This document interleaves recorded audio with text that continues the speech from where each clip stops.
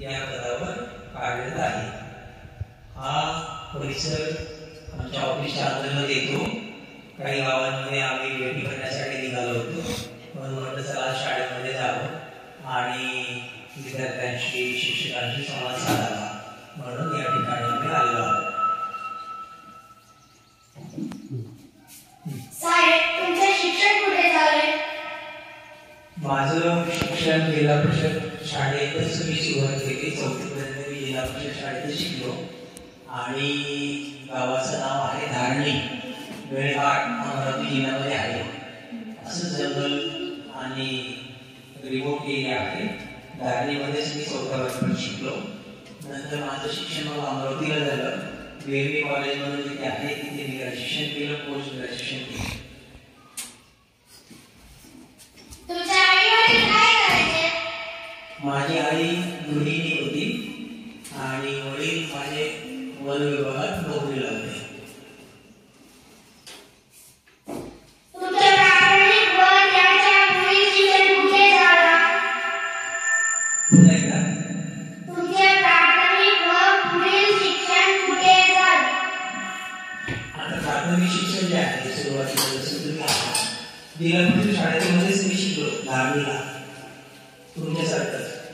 नंतर मग पुढचं शिक्षण मी अमरावतीला घेतलं, वेगवेगळी कॉलेज म्हणून आहे त्या ठिकाणी. ठीक आहे. साहेब तुमचा मूळ गाव कोणतं? माझं मूळ गाव अमरावती जिल्ह्यामध्ये आहे, विलासपूर म्हणून. परंतु आता हे जे प्रश्न आहेत यापेक्षा मला असं वाटतं तुम्ही प्रश्न अशी विचारायला पाहिजे.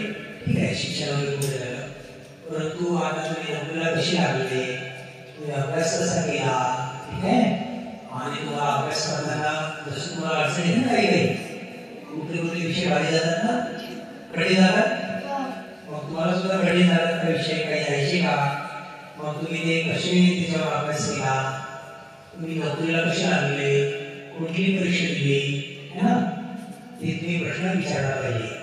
आणि मग त्यावरून आपण सुद्धा भविष्यात काय होऊ शकतो, बरोबर. तुम्हाला शिक्षक व्हायचं असेल, तुम्हाला पोलीस व्हायचं असेल, बरोबर, आणखी कोणाला दुसरं ऑफिसर व्हायचं असेल, चांगला शेतकरी व्हायचं असेल, तर हे होण्यासाठी आपण काय केलं पाहिजे ही माहिती आपण घेतली पाहिजे, बरोबर. आता विचार तुम्ही शिकत असताना घडलेली एक मजेदार गोष्ट सांगा. मजेदार गोष्ट म्हणजे मला शाळेमध्ये फार नियमितपणे जाणे किंवा खूप वेळ शाळेत बसणे असं आवडायचं नाही. मला खेळायला खूप आवडायचं आणि बाहेर पडायचं ना त्या ठिकाणी जास्तीत जास्त खेळण्याचा प्रयत्न मी करायचो. त्यामुळे मजेदार गोष्ट म्हणून मला तेव्हा आमच्या वेळेस शिक्षक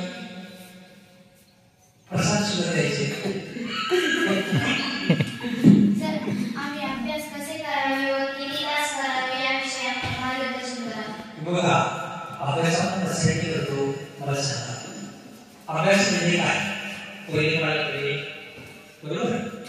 अभ्यास म्हणजे काय सांग, सांग तू सांग. अभ्यास म्हणजे काय, मग नंतर बोल ना किती वेळ काढायचं, काय करायचं, कसं करायचं. म्हणजे आपल्याला अभ्यास म्हणजे काय कळायला पाहिजे, सांगा.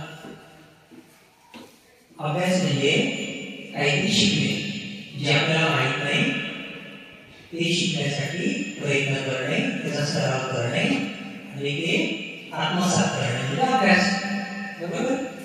आता एखादी आपल्याला गोळी शिकायची आहे, गणित शिकायचं आहे, आपल्याला माहित असतं का सुरुवातीला नाही, शिक्षकांनी जे शिकवलं ते आपण घरी त्याचा अभ्यास करतो. मग आपल्याला स्मरण शक्ती आपली म्हणजे तयार होते आणि नंतर आपल्याला ते अवगत होतं, त्याला अभ्यास म्हणतात, बरोबर.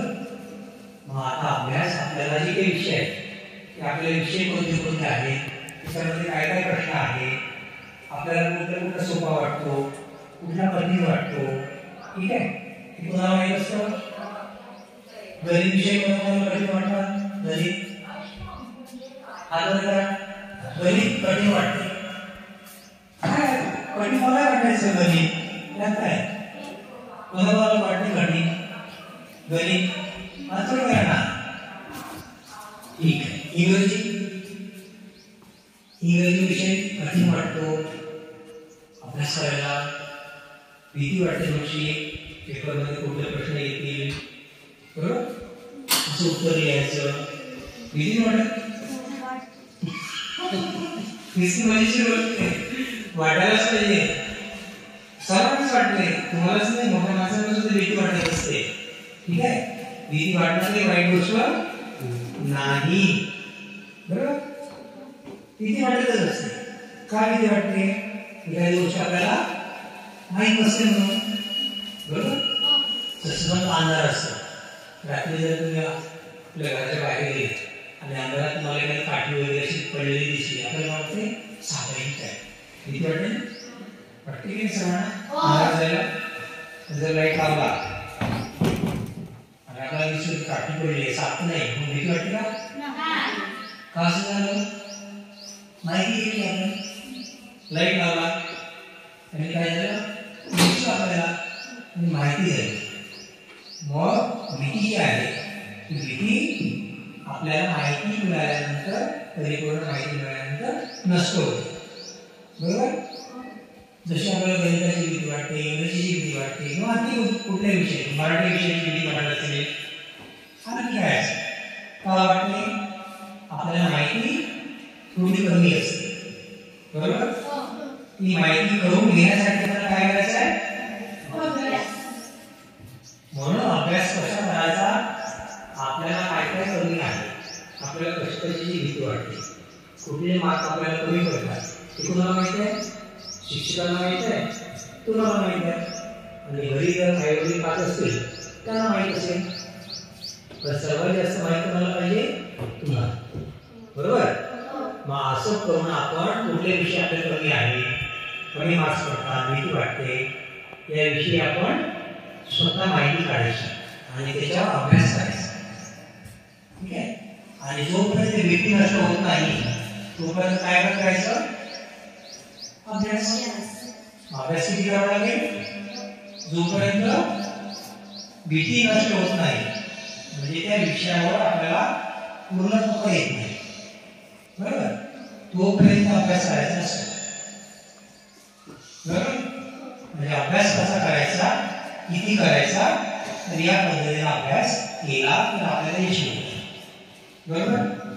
आपल्याला कुठला विषय भारी जातो, कठीण जातो हे माहीत करून तो पूर्ण त्याच्यावर कमांड येण्यासाठी, त्याच्यावर आपली पूर्ण पकड बसण्यासाठी जेवढे प्रयत्न करावे लागतात तेवढे आपण केले पाहिजे. असं जर केलं तर कोणताच विषय तुमचा मागे राहत नाही बरोबर आहे.